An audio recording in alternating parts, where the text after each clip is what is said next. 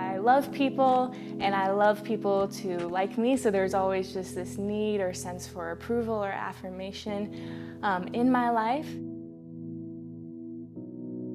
I started running cross country when I was around 12 years old and competing. And so from 6th grade to 8th grade, it was kind of more for fun. I did it to run with friends and be active and social. But around my 8th grade year was when things started to get, I guess, a little more serious for me. And I started realizing that I had more talent for this specific outlet in my life. And so I started focusing more on that. In high school, same thing. Running was a huge identity for me and something I poured all of my time into. It was school and running.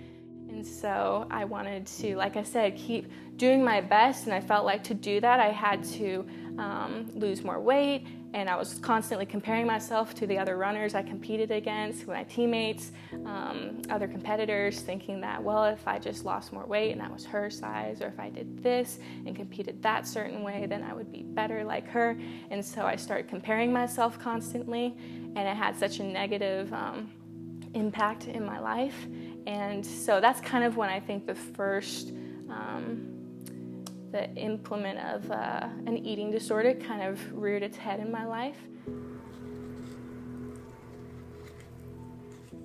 I remember saying, I don't want to be this way for the rest of my life. I don't want to struggle like I've been struggling, but I don't know what to do. I don't know how to change. I remember one day I finally just broke down and shared what I was going through to my mom. And it was kind of in that season of sharing with people I trusted in the beginning that I realized that revealing something and not concealing really leads to healing and believing that who I am is already enough. Anything that's hidden, anything that's kept secret or in the dark, you can't fully take care of and pursue healing until you shed some light on it.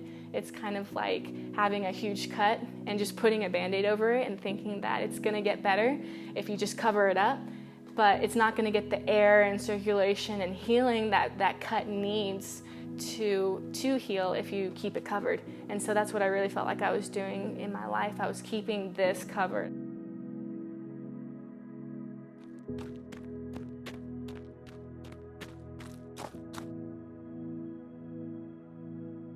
Through all of that, one thing that came of it was I was treating the symptoms of things I was experiencing and struggling with instead of actually treating the issue, the problem.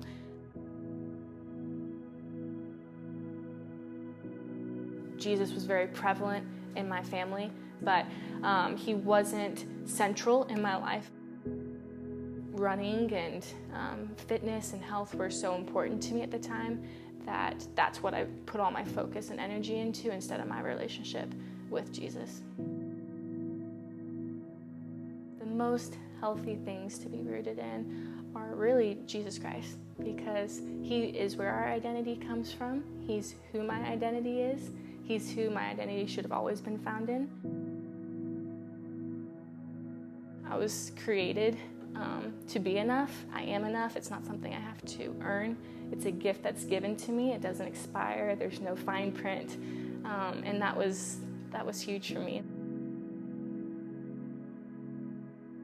From where I was to where I am now, just this feeling of freedom, feeling in a sense just light. Once again of going, I'm not weighed down by these things that I felt so weighed down by before.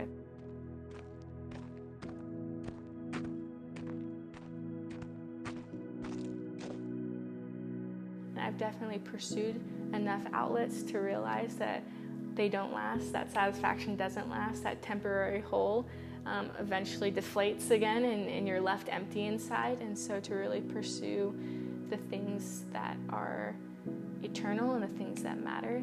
And once again, that's Jesus. And so realizing that he's the only thing that's stable and the only one that can fill that hole completely and never have it waste away.